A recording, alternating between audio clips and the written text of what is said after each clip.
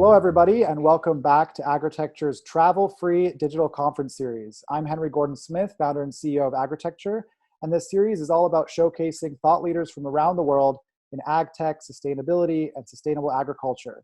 So really excited today to be joined by Chris Jones, who is founder of Feeding Cities. And Chris is going to be talking to us about a lot of aspects of urban development and agriculture. How are you doing, Chris? Good, thanks. Good, thanks, Henry. Yeah. Great. It's really kind of you to invite so many of us. These are interesting times and you've opened up your network. It's fantastic. Thank you very much. Yeah, exactly. That's what it's about. So many of us have missed events and, it's really just about making sure we all get a voice. How many events did you maybe were affected by COVID-19 so far for you? I think 4. We had 4 lined up. Yeah. And so, when you're in a position like we are, when you consult, when you advise, when you're trying to help multiple stakeholders, it's really difficult to do that when you can't meet in person. So this is what we're trying to do here, is kind of respond to that. So next up, we're going to hear a presentation from Chris, and then we'll follow up with some questions. So Chris, you can share your screen now. We're ready to go. Okay, so for Future City Hub, this presentation is all about many of the synergies that we can find when we look carefully in the urban area around us. And it started for me really to take shape about 15, 16 months ago, and I'll explain why. My background is in landscape architecture. I trained in landscape architecture in Manchester in the UK, inspired basically by the big regeneration that was happening around the mid to late 90s. Every day when I was traveling in and out of the city on the train, I was seeing derelict sites being reinvigorated, plans developing. We had the Commonwealth Games. There was a lot of momentum, and that inspired me to go to the university, learn all about landscape architecture, urban design, and then for the last 15 years working in commercial consultancy. What's up on the screen now is the heart of Aero City in Delhi, New Delhi, close to the airport, where basically we were in charge of the landscape design together with our local team. We had so many architects, engineers, specialists on board, and we were trying to create real human-scale spaces in the harsh environment of the center of Delhi. And this is an underpass that connects food courts of several big shopping malls and hotels together. A lot of shade, a lot of green, place where people can escape from the heat. I just feel a bit more in contact with nature. Incredible project to be a part of. Yeah, as we went through that process, it was quite a process, but the result, pretty proud of it. Now, I also, during my time in India, came in contact with a really inspirational girl who was the first female Sarpanch, which is basically a mayor of a village in Rajasthan. I worked a lot with her to think, how could we make the village more resilient and more, bring back control to the village. At the moment, they're spending a lot of money on importing water, importing diesel for energy. So we were brainstorming ideas, kicking ideas around about how much water could we harvest in the small time that we have to do so in the year in Rajasthan. If we have a big roof for rainwater collection, can we also generate energy from solar? Can we encourage people to recycle, upcycle, grow some of their own food, and lump it all together in one communal facility, which changes people's behavior and inspires people? So that's what we were looking at in a very rural context in India. Similarly, in Semarang in Indonesia, I was looking as part of a broader team at some of the big challenges in the city, like urban drainage, the choking of the waterways. They're full of junk, big issues, big challenges. It's subsiding, it's sinking, there's unemployment, there's issues of food security. And we were looking more broadly at how can we tackle these issues in a really meaningful way. And food came to my mind as one of the primary ways to tackle this. So, why is the waterway choked? It's full of plastic rubbish. Why is it full of plastic rubbish? Because people are earning their money every day. They're buying their food every day. They're buying it in small packets, not in big bulk. There's a lot of trash. It's all ending up in these waterways, which are the back of the house. They're the sewers, they're the dumps. But at the same time, people are looking for food, nutritious food. A lot of people have moved from the countryside into the cities. So I was thinking, can we combine these things? Can we tackle these things together? Clean up the waterways, make it vital, and make sure that people don't go dumping in them. Like turn it into a livelihood. Bring it back to being a real vital part of the city instead of an open sewer. So this was the idea, which I called Edible City Creek, which was bringing urban farming in quite a traditional way, sort of open, not high-tech, but thinking the idea of food production back in the city for the people, for the communities, so that they take ownership of the spaces and we stop the problem. Yeah, you can dredge a canal, but if you don't stop the waste going in the first place, next week you've got to dredge it again. And then, we're linking a lot of things together here. As soon as you've got vegetables in a city, you've got organic matter. Can we make compost? Can we make biogas for the street food markets? Can we use some of the products that we're growing and farming here in the street food markets, create micro business opportunities? So I find it really inspirational, and it takes landscape architecture and urban design to a new level. Then, what will it be, 3.5 years ago, I moved with my wife to Geneva, Switzerland. We were previously living in The Hague, the Netherlands. She's a diplomat, I'm the traveling spouse. So constantly reinventing myself, finding new ways, new networks. Geneva, heart of the UN, heart of some big international organizations, the ILO, World Health Organization, sustainable development goals, a big thing here. And what you see at the heart of all of those sustainable development goals is sustainable food systems. So I started to get really involved from that aspect too. And at the end of 2018, I was fortunate enough to attend an event at the International School here in Geneva, where Chad Frischmann from Project Drawdown launched the Drawdown project in Switzerland. And if any of you heard Chad speak, super inspirational, great guy, motivational, takes things from the positive side, says, look, we've got the solutions, we just need to get them done. Don't be scared, we've got so many tools, we just got to use them. And I'm sitting there looking at it from landscape and architecture background, and I'm looking at this list, and food waste, plant-rich diet, refrigerant management. I was expecting solar panels on roofs. So it's the food system I need to be looking at. Started piling that back into my work too. A little bit later, in the January of last year, the Ellen MacArthur Foundation launched their Feeding Cities project here in Switzerland, also at the World Economic Forum.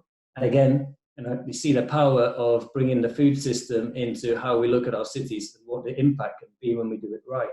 And these are huge numbers that they're talking about. If we fix the food system, impact is massive. In Switzerland, Devor is quite a young group of really inspirational girls who are working out of Verbier.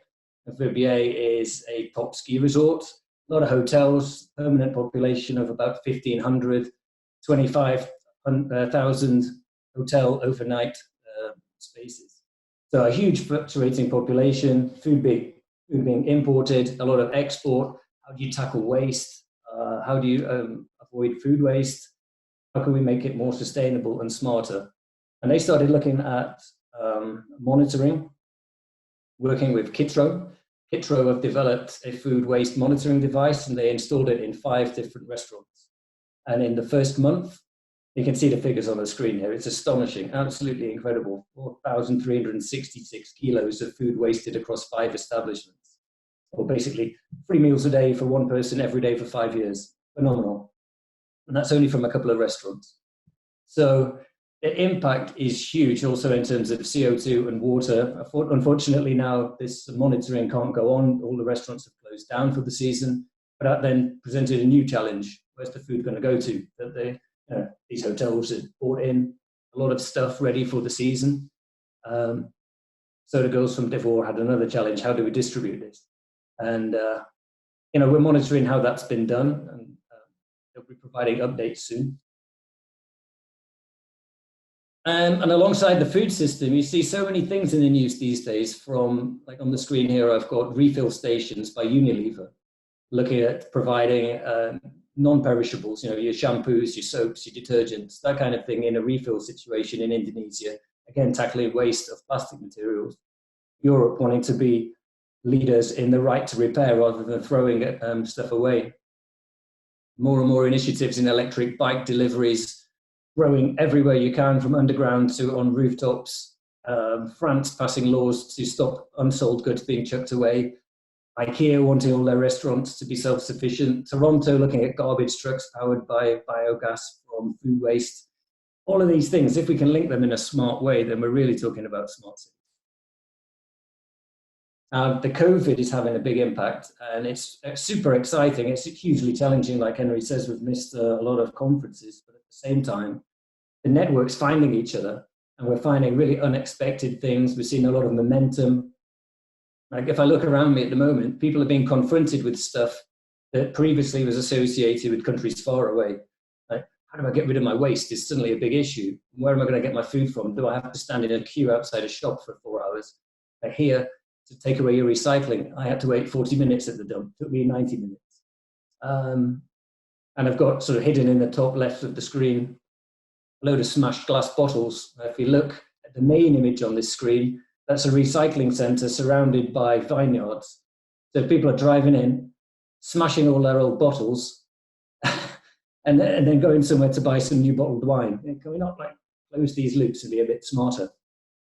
And what I find really funny is about a month, 6 weeks ago, I posted on my LinkedIn an article from the BBC News where Coca-Cola had said, people still want plastic bottles, it's convenient. Well, at the moment, trash is really inconvenient for a lot of people. You have to store it in your homes, you have to clean it, you have to bring it away somewhere. Now, it's not that convenient at the moment, and it's making people think about alternatives. So another part of the story is about the changing narrative, about understanding which products at moments need to be in plastic because otherwise they might deteriorate on the journey, and so plastic is avoiding food waste. Looking at alternatives for producing that food locally so we can bypass the plastic packaging side of things. It's also about looking at reusing packaging like the beer bottles here with the scratched glass edges. Now that bottle's been used 50 to 100 times, I guess. And I'm not smashing the glasses that I've got in my cupboard at home after I've got a glass of water every day. So that reuse is quite exciting. I like the feeling of having that bottle that's been reused in my hands. And on the right of the screen, we see a selection of meals that's come from the Eat Lancet report, which was from last year. And again, it's about changing the narrative, making people excited about the changes we need to make. And, you know, when I grew up as a kid, my meals were never as exciting as these plates that I'm seeing here.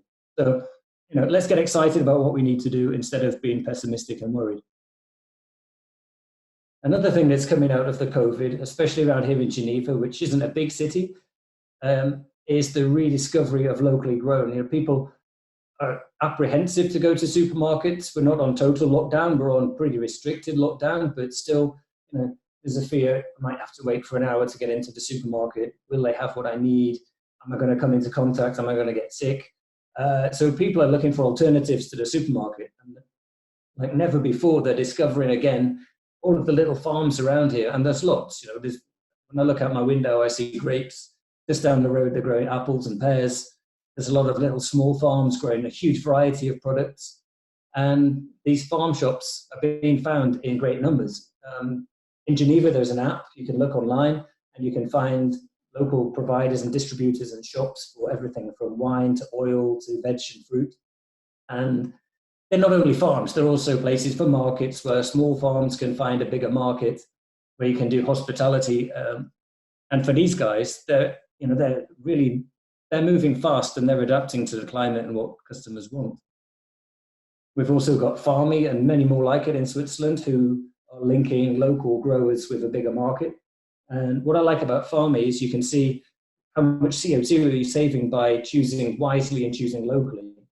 I've used to make dimes and saved over 280 kilos of CO2 compared to buying similar products at the supermarket, which is great, you know, and also for the local producers. And if we can empower customers with this sort of information, then we can help enable the change to happen faster. And we're also seeing now that restaurants are adapting fast. They have to adapt on their feet because a few weeks ago they were told, you have to close. I think, yeah, okay, no, I've got all this food. Don't want to lose my business. What can I do? Fortunately, government said, well, you know, you can operate as a takeaway or a delivery service. So people they're adapting, they're talking to their neighbors. You've got a cafe and a bakery working together with a bike shop. I'll make the soup, you get the bread, he'll deliver it. How much are we going to charge? People supporting each other, finding new ways, using containers that they have, saying to customers, bring the container, we'll fill it. So, you know, I think Henry put it yesterday. What was it? The quote that we had about necessity is the mother of invention. There we go. Necessity, the mother of invention. And you see that happening like never before right now. And it's quite exciting. If we can start to build on that for post-COVID, then we've got a real good chance of making a big difference. Yeah, social media, the normal media, everywhere these days is filled with really exciting examples and images of how food systems are really being woven into the urban fabric everywhere, from IKEA's big car-free supermarket plans for Vienna to pop-up food courts, restaurants, but that are now also more or less self-sufficient in terms of energy, zero waste festivals, little pocket parks popping up, like in Belgium, especially for food production.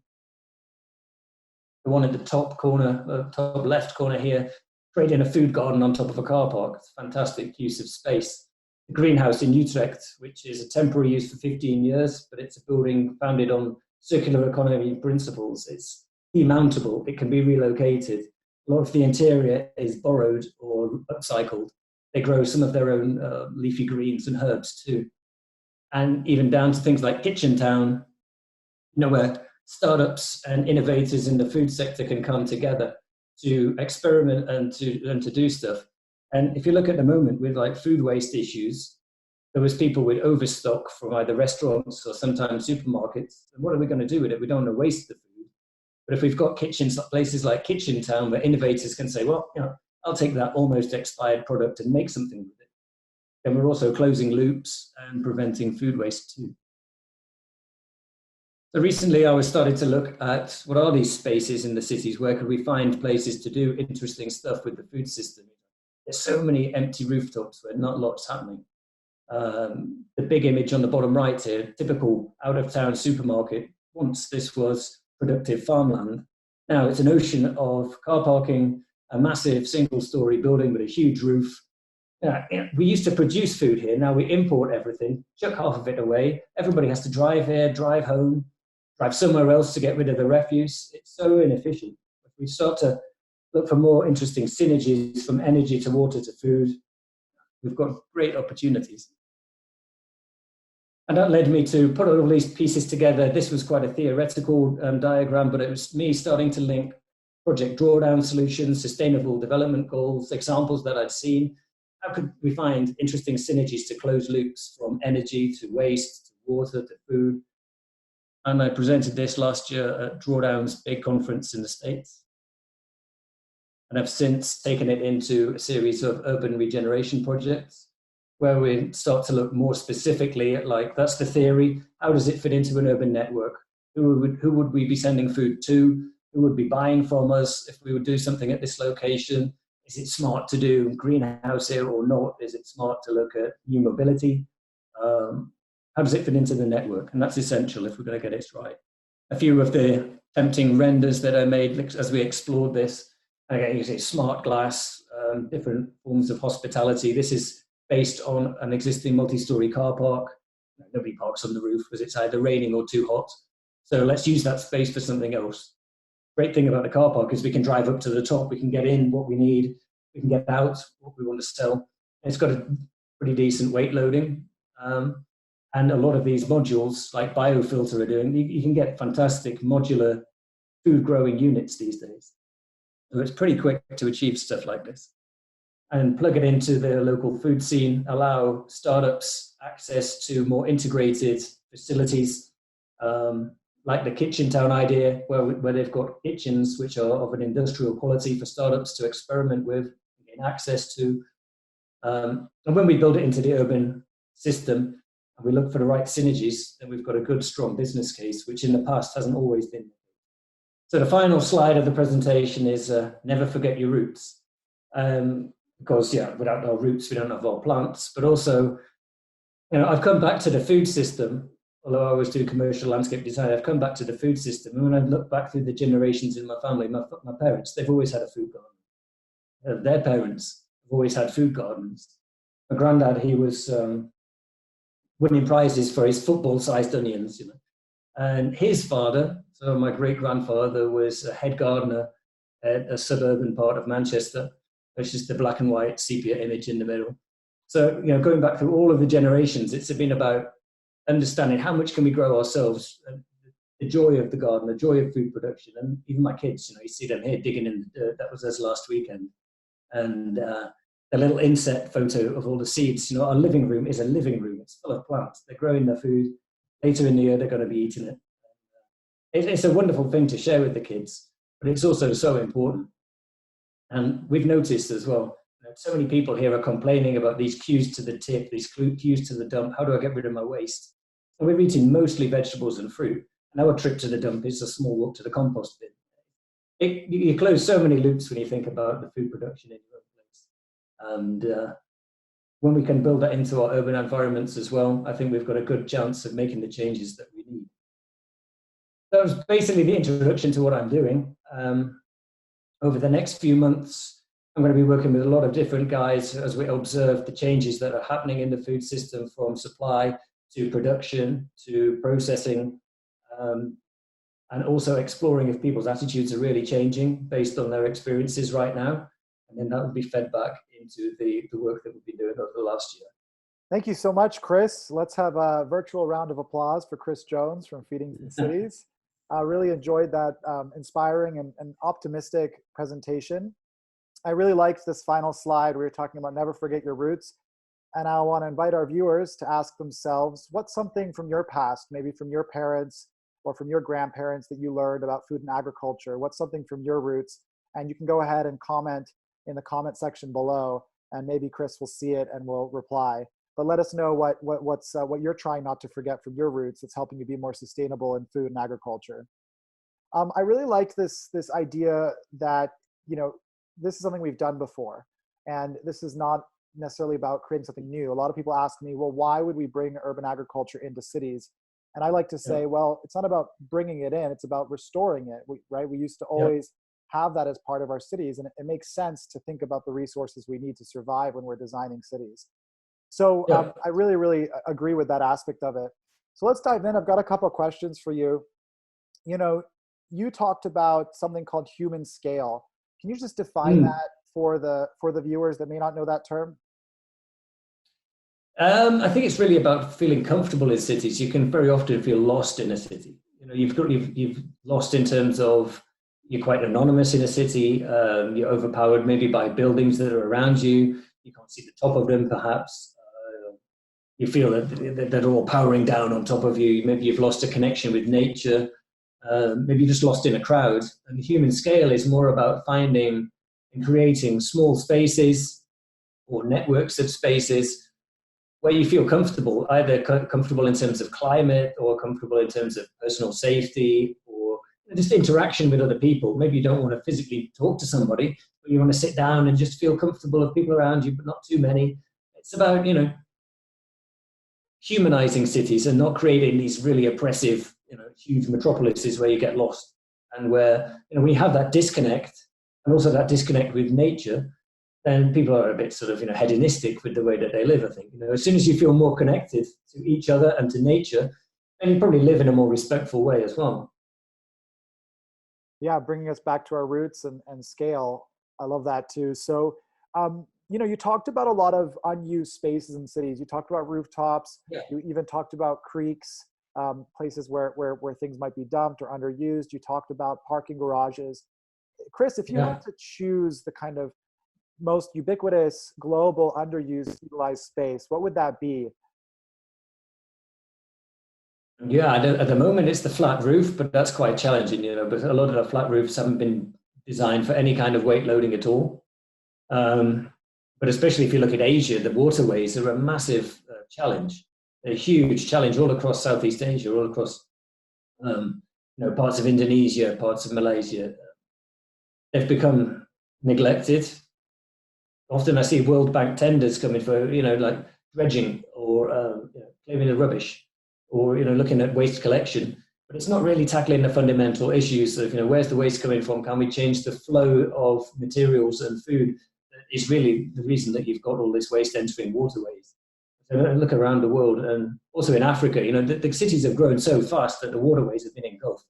And there's no real public space in terms of recreation or for food production, but the vast corridors of partially forgotten, hugely neglected, dangerous waterways. So yeah, it's a massive challenge to do anything with them.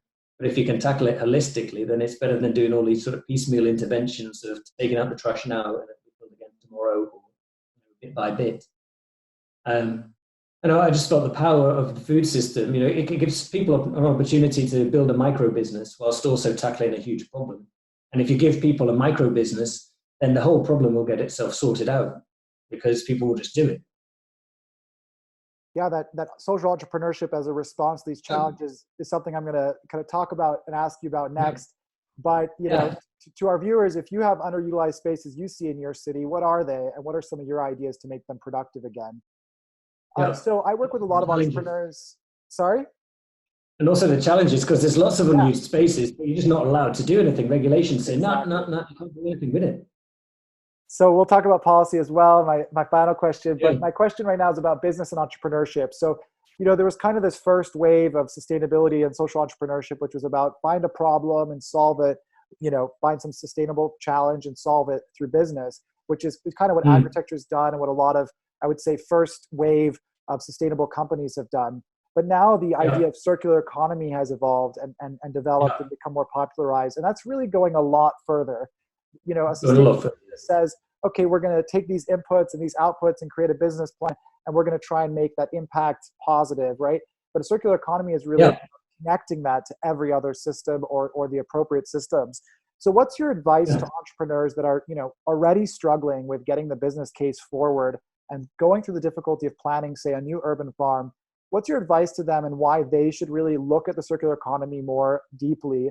Is there a business case for entrepreneurs to investigate the circular economy? Yeah, I mean, I think so. At the moment, you've got a lot. If you see, there's a lot of creativity happening. I follow a lot of friends in the Hague still, and you see a lot of the small cafes, restaurants, and shops and startups are finding each other, and in finding each other, they're cutting out the middleman, and they're cutting out supply chain issues. Like the example of one guy had a load of waste food, another cafe said, well, I can process it. Somebody else could source some containers, or was prepared to collect jam jars from people's houses to put hummus in or whatever. And then there's a bike guy whose bike shop's closed, but he can lease out the bicycles for people to do home deliveries with. It's finding the right synergies, the right connections, and making them work for each other. And now they don't have to go on Amazon or Alibaba to order their packaging.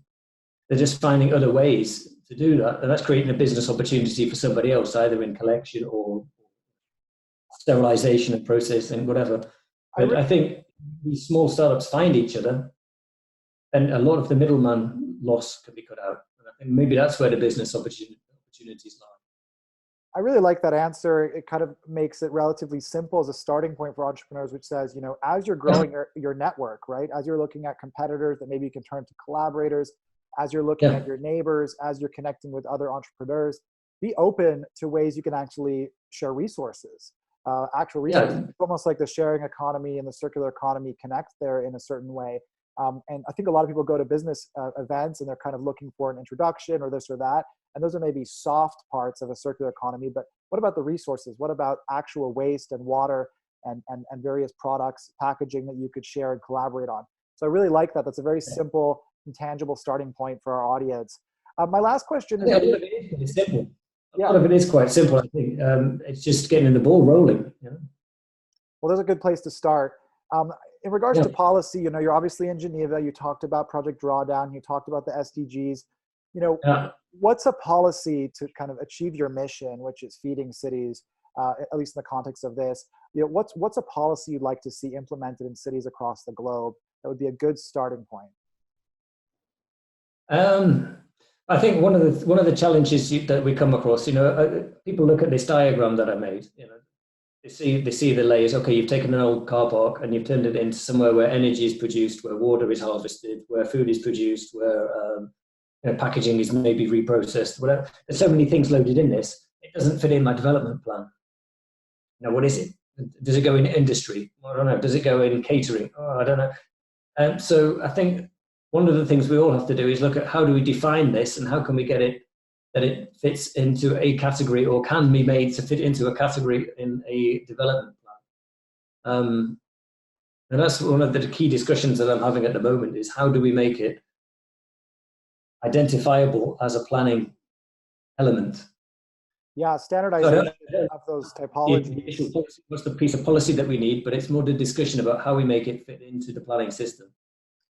Yeah, and the standardization of those typologies that city planners have to deal with, or even the other actors like developers and architects. I've spoken to a lot of architects that they're like, I want urban farms to be as easy for me to choose the solar panels or green roofs, Yeah. Where I can Yeah. really understand the performance, the weight, all these pieces. And I think right now it's still a little bit, divided and not super integrated yet. And to get those synergies in the building or the city, I agree with you completely. That's where we're going to need to go is kind of recognition of agriculture as a use, and then recognition of the impacts of these various types.